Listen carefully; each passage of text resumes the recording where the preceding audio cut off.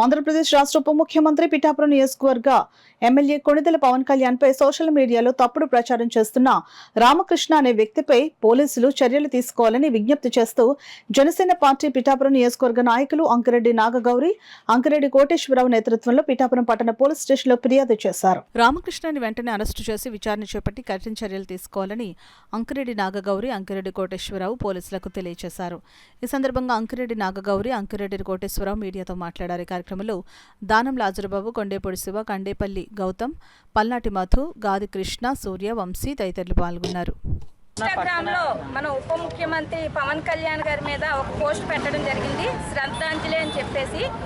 అయితే అలాంటి పోస్ట్ మేము ఖండిస్తున్నాము. ఇప్పుడు ప్రస్తుతం ప్రజల కోసం పరిపాలన అనే విధంగా ఆయన ఎంతో మంచి చేస్తూ ప్రజల కోసం రోడ్డున పడి తిరుగుతూ ఆయనకున్న క్రేజ్ని వదిలేసి ప్రజల కోసం బతుకుతున్న వ్యక్తి మీద ఇలాంటి పోస్టులు పెట్టడాన్ని మేము ఖండిస్తున్నాము.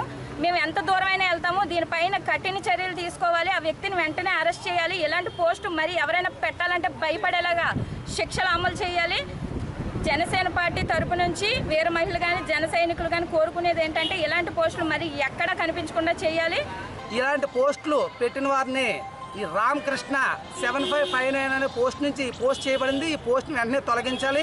ఇతన్ని అరెస్ట్ చేసి ఇలాంటి పోస్టులు మళ్ళీ పెట్టకుండా చూడాలని చెప్పేసి పోలీసు వారికి విజ్ఞప్తి చేయడం జరిగింది.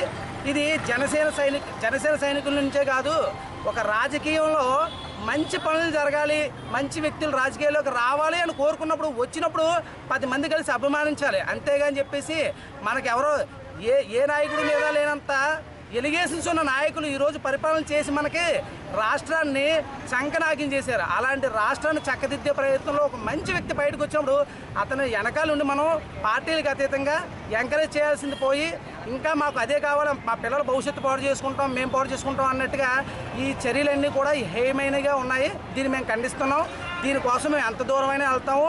ఈ తప్పుడు పోస్టులు ఎక్కడితో ఆపేస్తే మంచిదని చెప్పేసి మేము కోరుకుంటున్నాం.